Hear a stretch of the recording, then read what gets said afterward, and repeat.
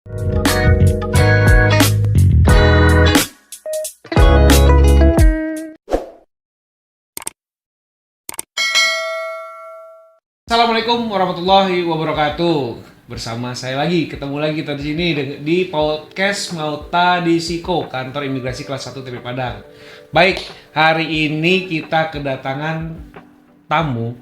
Ya sebenarnya spesial juga karena apa? Nih orang agak susah ditemuin nih.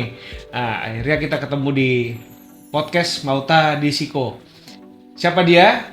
Nah, ini dah Pak Ari. Pak Ari itu adalah Kasubsi Intelijen Keimigrasian Kantor Imigrasi Kelas 1 TPI Padang. Selamat pagi rekan-rekan Mido-Midi dimanapun berada, semoga sehat selalu ya.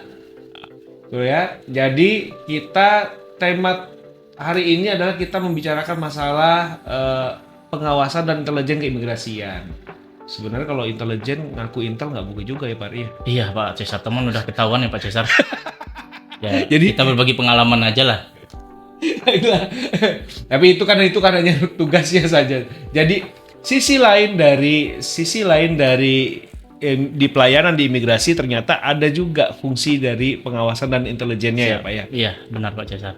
Ya, jadi sebagaimana tusi dari kantor imigrasi ini kan salah satu seksinya kan intelijen dan penindakan. Jadi saya di bagian intelijen keimigrasian ya memang lebih banyak di lapangan ini.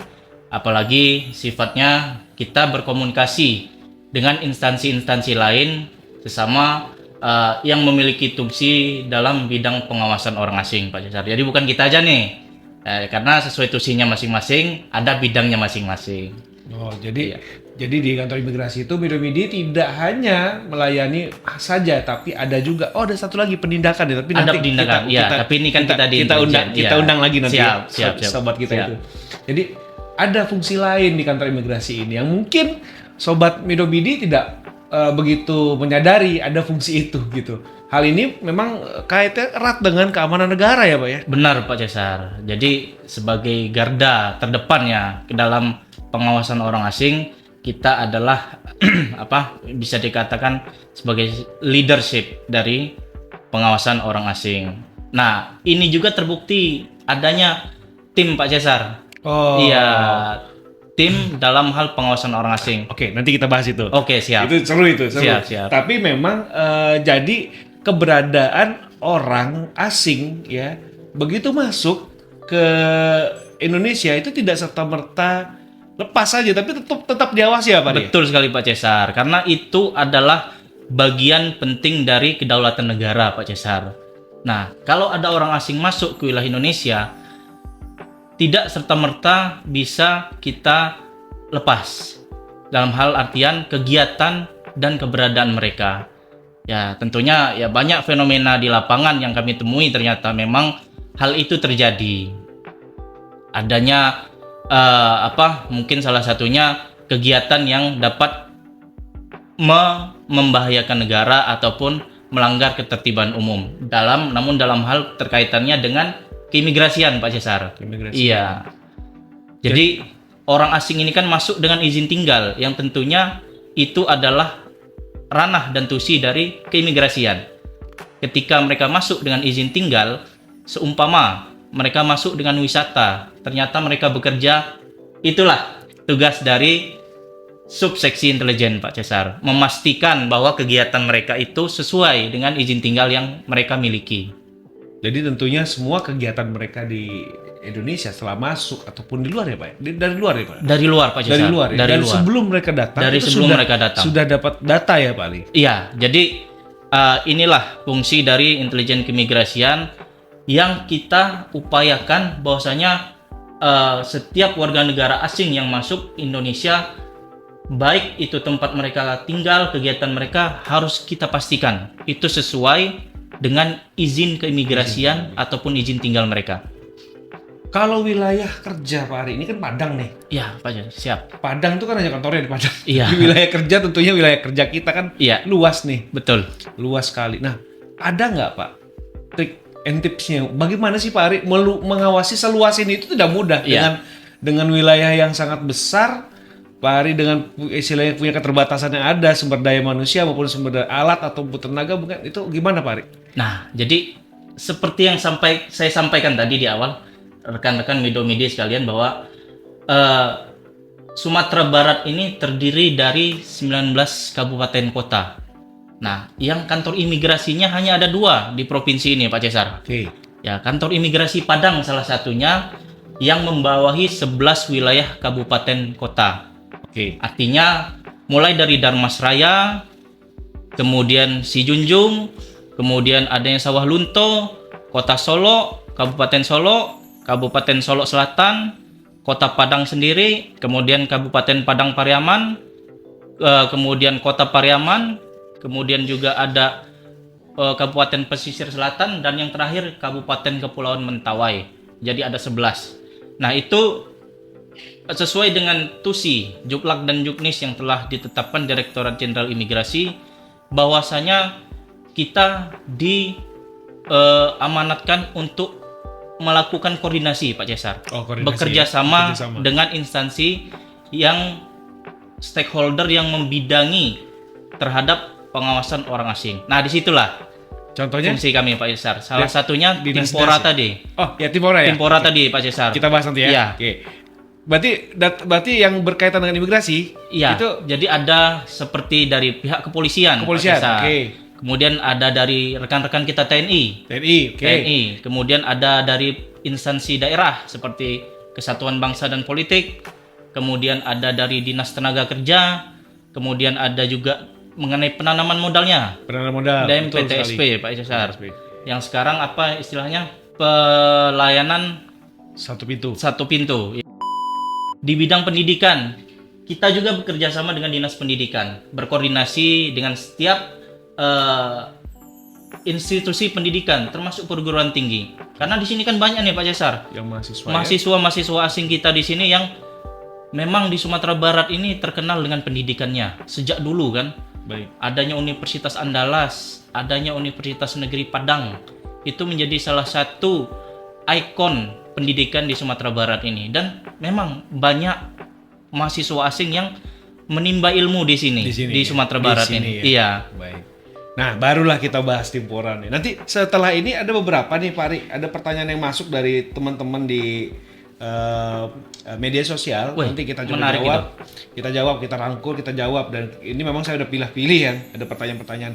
Nah, tadi kita sempat bicara masalah koordinasi. Nah, inilah yang tadi saya mau bilang. Kita bahas Timpora itu sendiri. Oke, Timpora, tim pengawasan orang asing. Bisa dijelasin dikit nggak tentang Timpora ini, Pak Ari? Ya, baik. Jadi sesuai dengan namanya, tim pengawasan orang asing adalah tim yang tergabung dari stakeholder ataupun instansi-instansi yang tusinya berkaitan juga dengan keberadaan warga asing.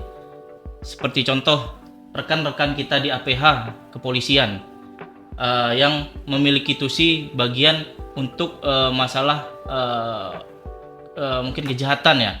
Oke. Ya, itu tusi mereka. Kemudian juga ada dari rekan-rekan kita TNI ya, yang membidangi masalah ketahanan negara, kedaulatan negara. Kemudian rekan-rekan kita di Kesbangpol yang perizinan warga negara asing juga harus melalui mereka terlebih dahulu. Karena itu berkaitan juga dengan trifungsi keimigrasian. Adanya penegakan hukum, pelayanan masyarakat, dan pembangunan kesejahteraan masyarakat. Iya. Ya? Iya. Jadi itulah fungsi-fungsi yang harus kita jaga agar 3 fungsi ini tadi bisa berjalan sesuai dengan tuntutan undang-undang. Iya. Jadi begitu, Pak Cesar. Nah, itulah. Itu mengenai Timpora. Jadi Timpora itu emang isinya memang banyak dari dinas-dinas, Iya. instansi terkait. Betul sekali. Banyak sekali dan memang itu banyak fungsinya ya, Pak Ari. Banyak, Pak. Karena kadang-kadang kita mendapatkan informasi itu tidak hanya dari dari masyarakat, ya, tapi dari mereka juga. Dari mereka juga. Jadi memang fungsinya Timpora itu menaungi ya, Pak Ari ya. Iya. Berarti akhirnya kita bisa kerjasama, bisa membagi sharing informasi, sharing data, akhirnya bisa kita olah. Itulah fungsinya mudah-mudahan. Oke, Pak Ari, ada yang bertanya nih. Jadi kalau orang buat paspor itu juga diawasin ya, Pak Ari? Ya, jadi mungkin saya jelaskan lagi juga ya. Fungsi dari pengawasan keimigrasian itu tidak hanya untuk warga negara asing. Nah, jadi pengawasan kami juga pada warga negara Indonesia. Oke. Apa tujuannya? Itu untuk melindungi warga kita sendiri. Ya, jadi pada saat rekan-rekan Midomidi ingin membuat paspor, kemudian dengan data-data yang diberikan ataupun yang telah dipersyaratkan, itu kan tidak serta-merta bisa kita terima ya. Karena apa? Keabsahannya. Nah, di sini nih fungsi dari subseksi intelijen itu sendiri. Keabsahan dari persyaratan-persyaratan yang telah diajukan itu wajib ditelusuri terlebih dahulu atau ditelaah. Nah, seumpama ini KTP nih, benar nggak KTP itu asli atau tidak?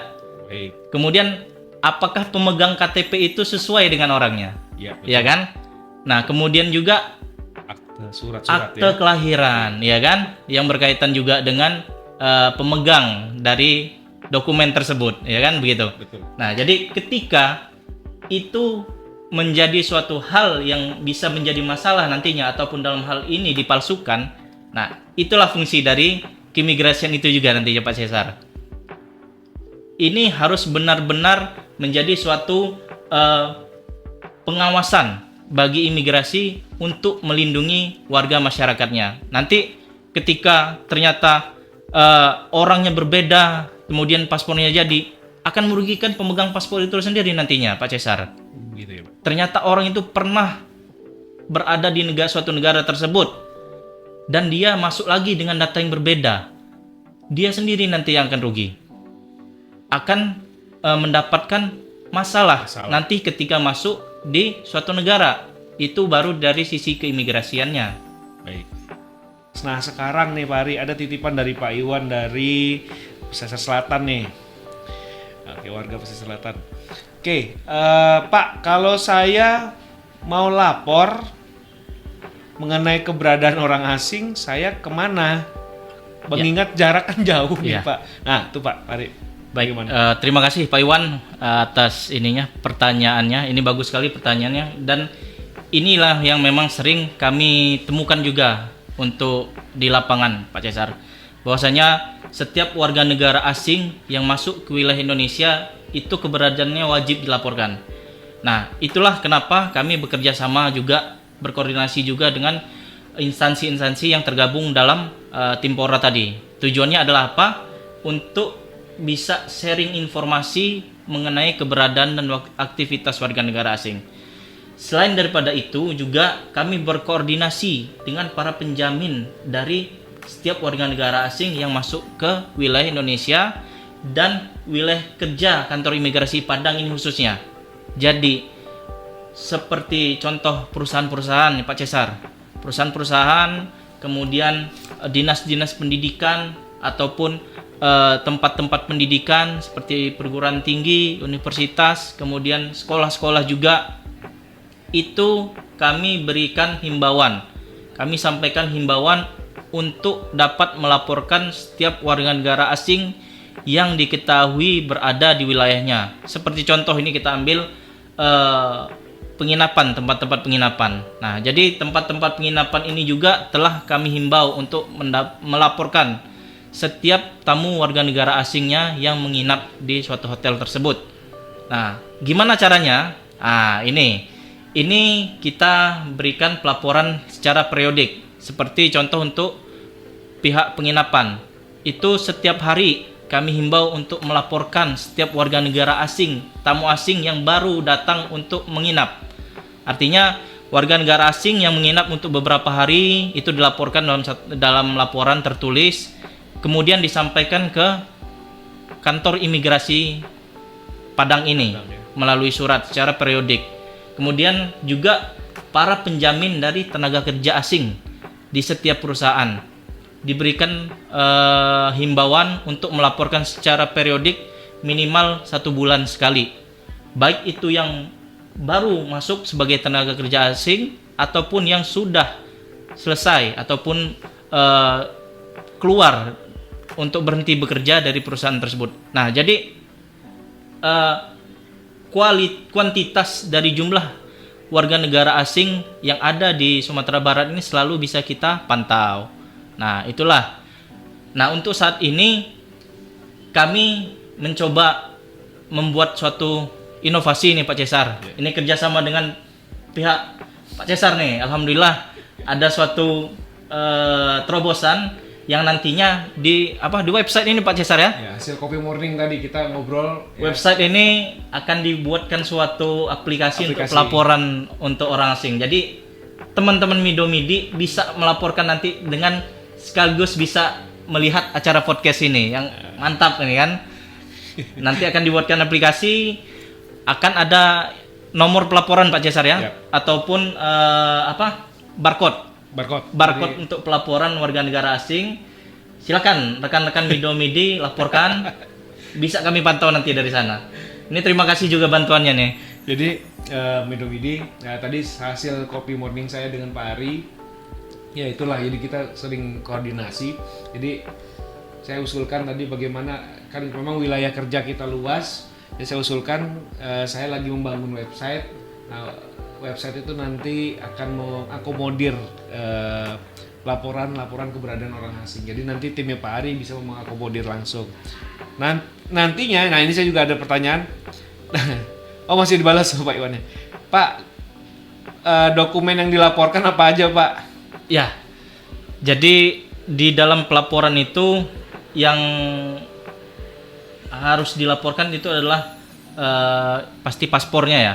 Paspor, karena itu dokumen keimigrasian yang bersangkutan. Dari situ juga bisa kita pantau apakah dokumen keimigrasian WNA tersebut masih berlaku atau tidak. Nah, kalau tidak berlaku bisa kita himbau untuk bisa diperbaharui atau pun diganti dengan yang baru. Nah, selain itu juga mengenai izin tinggal yang bersangkutan warga negara asing yang dilaporkan tersebut. Nah, jadi ketika izin tinggalnya juga pun sudah hampir habis ataupun sudah melewati batas waktunya, bisa juga kita himbau apakah akan diperpanjang atau yang bersangkutan akan meninggalkan wilayah Indonesia.